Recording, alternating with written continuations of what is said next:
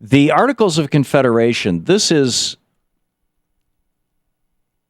when you look at what these Republicans keep doing ever since the so-called Reagan Revolution, we have Republicans who keep asserting that states have levels of power that they really haven't had since we were operating under the Articles of Confederation. You remember in 1777, we essentially, if my recollection of my timeline is correct, won the Revolutionary War and started, where actually I think we were still fighting the Revolutionary War at that point in time, operating under the Articles of Confederation. And we operated under those up until 1787, as I recall. And, no, 1789, excuse me. 1787, we wrote the Constitution. 1789, it was ratified. And Washington became president. So anyhow, during that period of time, we were operating under the Articles of Confederation. The Articles of Confederation, there is no president, right? I mean, there's a parliamentarian, and there were a number of them, either 3 or 6, depending on whose history you're looking at, during the first decade of this nation. But we don't think of them as the presidents before George Washington, because the modern presidency is a much different, it's a different creation. And it was created specifically, well, there's a number of functions, but the main function was to be able to deal with foreign powers.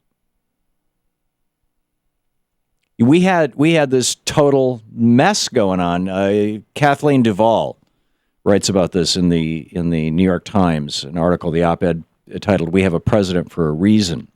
How in 1786, Congressman James White of North Carolina was trying to personally negotiate with the Spanish.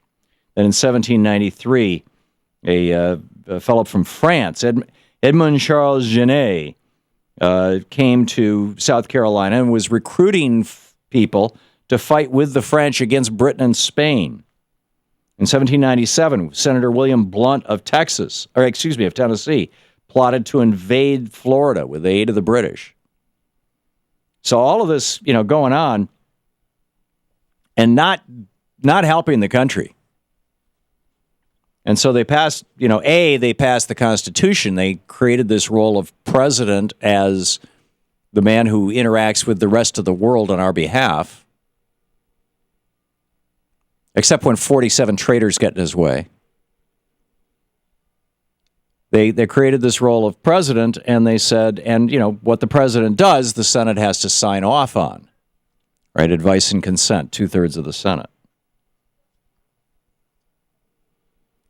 But the interesting thing, these Republicans who want to take us back to the days of the Articles of Confederation, keep in mind, under the Articles of Confederation, slavery was legal. Not just Jim Crow, slavery. And being poor was illegal in the United States. Now, this, I think, tells us more about the agenda of these guys than anything. Read the Articles of Confederation and Perpetual Union. That's between the states of New Hampshire, Massachusetts Bay, Rhode Island, and Providence Plantations, Connecticut, New York, New Jersey, Pennsylvania, Delaware, Maryland, Virginia, North Carolina, South Carolina, and Georgia. We, the undersigned delegates of the states, attach our names to these Articles of Confederation and Perpetual Union. Now, here's where it gets amazing. Article 4 of the Articles of Confederation. This was the law. This was essentially the Constitution.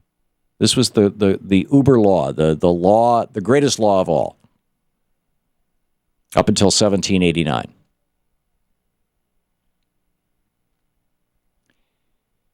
The better to secure and perpetuate mutual friendship and intercourse among the people of the different states in this union, the free inhabitants, not the slaves, the free inhabitants of each of these states, comma, paupers, vagabonds, and fugitives from justice excepted, comma,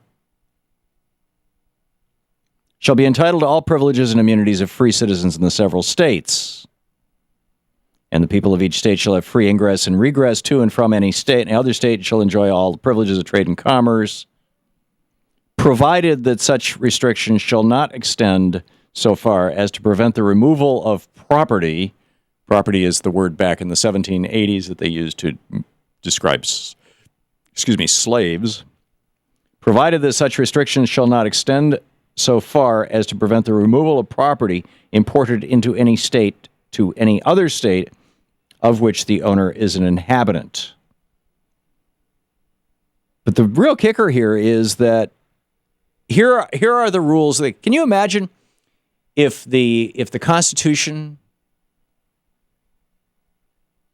started out, and this is page 1, right? If the Constitution started out saying, essentially, we the people of the United States, in order to make form a more perfect union, establish justice, blah, blah, blah, blah,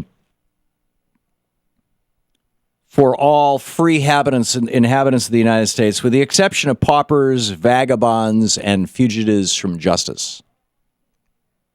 Runaway slaves. Fugitives, vagabonds, and runaway slaves, not welcome. When you go back to the history of this country and you look at where we came from, it starts to make perfect sense that these Republicans would say, hey, let's go back before we had a president. Because really, this is the kind of stuff that members of Congress used to do before we had a president, before we ratified the Constitution. And you've got a bunch of people in the Republican Party who don't like the Constitution, who, Ted Cruz talking about secession by Texas. Rick Perry talking about secession. Rick Scott would probably talk about it, except he want to do it with his company. Rick Scott, one of the biggest Medicaid fraud guys in history in the state of Florida.